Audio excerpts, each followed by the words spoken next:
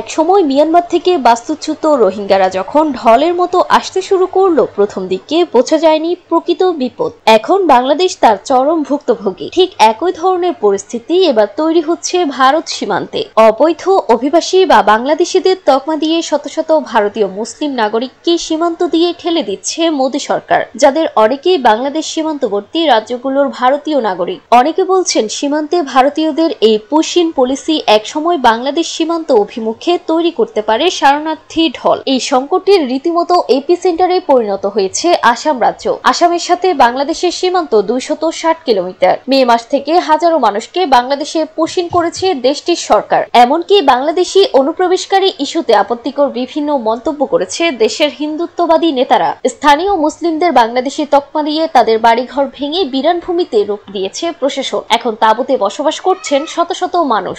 পর্যাপ্ত প্রমাণপত্র থাকার সত্ত্বেও যে কোনো সময় সীমান্তে তাদের ঠেলে দেওয়ার শঙ্কায় দিন কাটছে বাস্তুচ্যুতদের। ঘরবাড়ি ভাঙচুরের ভিডিও প্রকাশ করেছে আন্তর্জাতিক গণমাধ্যম। মে মাস থেকে এখন পর্যন্ত 303 জনকে অবৈধ অভিবাসী সন্দেহে বাংলাদেশে পাঠানো হয়েছে এই রাজ্য থেকে। বিভিন্ন ট্রাইব্যুনালে আসামের 30,000 ব্যক্তিকে বিদেশি ঘোষণা দেওয়া হয়েছে। 2021 সালের মে মাসে মুখ্যমন্ত্রী হওয়ার পর থেকে এখন পর্যন্ত 50,000 মানুষকে উচ্ছেদ করেছে হেমন্ত শর্মা, যাদের বেশিরভাগই বাঙালি মুসলিম। গত এক মাসে আসাম জুড়ে 5টি উচ্ছেদ অভিযানে প্রায় 3,400 বাঙালি মুসলিমদের বাড়ি বুলডোজার দিয়ে গুড়িয়ে দেওয়া হয়েছে। 2011 সালের আদমশুমারির তথ্য অনুযায়ী আসামের 3,10,00,000 জনসংখ্যার মধ্যে 30% মুসলিম অভিবাসী। হেমন্ত শর্মার মতে আর কয়েক বছরের মধ্যে সংখ্যালঘুর সংখ্যা 50% পৌঁছাবে। গুজরাটেও চলছে ভাঙচুর কার্যক্রম। গেল এপ্রিল এবং মে মাসে আহমেদাবাদের চান্দোলা লেক ও সিয়াসাত নগর এলাকায় 10,000-এর বেশি স্থাপনা, বাড়ি, ব্যবসা প্রতিষ্ঠান, মসজিদ ধ্বংস করেছে কর্তৃপক্ষ। তাদের দাবি সেগুলো ছিল অবৈধ বাংলাদেশি অভিবাসীদের বসতি।